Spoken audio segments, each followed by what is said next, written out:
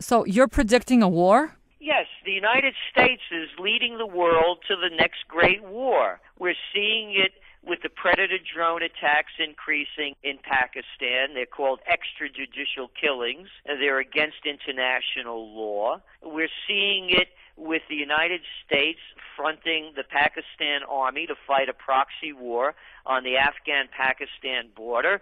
President Obama, the winner of the Nobel Peace Prize, I'm getting to wonder if Norway is Orwell spelled backward, has increased wars throughout the world, particularly in Afghanistan and Pakistan. And we're also seeing what's going on with Israel, committing more violations of international law, the latest with the assault on the mission to break the blockade in Gaza with humanitarian aid. So we're looking at a flashpoint in Iran, the Middle East, and also Pakistan. And then we just saw the German minister resign when his words were caught on tape that Germany wants to now expand beyond their borders in fighting wars.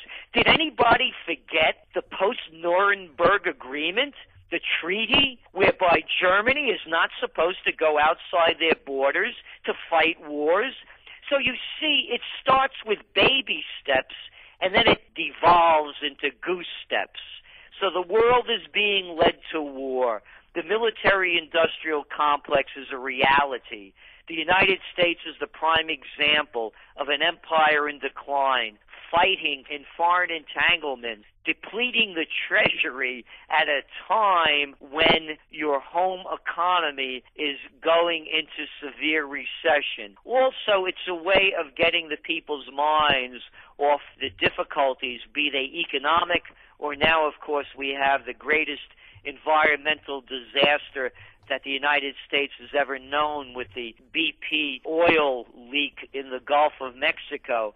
So as times get tougher, what they do is they take people's minds into a different direction. We even heard of the stupidity coming out of South Korea's president, who, as the wars are getting closer between North and South Korea, say, quote, "We don't fear war." What kind of imbecile would make a statement like that? They don't fear war. Do you know who makes those statements? It's these world leaders, the Sarkozys, the Bushes, the Obamas, and the Merkels, the people that never wore a uniform or fought in one, that send other people to go do their killing. They're the ones that don't fear war. They're taking the world to war. It's in the headlines. Current events form future trends. And unless the people rise up against it, their blood will be spilled worldwide. They've done it before. They'll do it again. They're on the path to the first great war of the 21st century. So what is needed to turn the course of things? What's needed is they have to stop this whole headlong race toward globalization and this one-size-fits-all economy. Also, what's needed is that people cannot continue to take on debt. Look, there was a time in Greece when people bought things when they had money that they could afford to buy them. They didn't take out huge amounts of debt to do that. They've been suckered in by the banks to borrow a lot of money at low interest rates under the guise that growth would be perpetual. The second thing is, if you're going to put money in stock markets, if you're going to buy bonds, whatever you're doing, you're speculating. You're taking risk. Risk means gambling. There was a time when very few people gambled in the equity markets, and now a lot of people are doing it.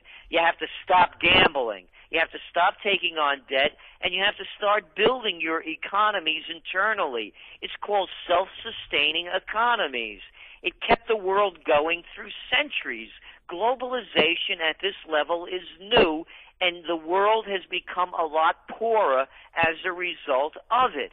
And the gap between the rich and the poor is widened. So the way we go back to it is to have a renaissance, a rebirth, go back to what worked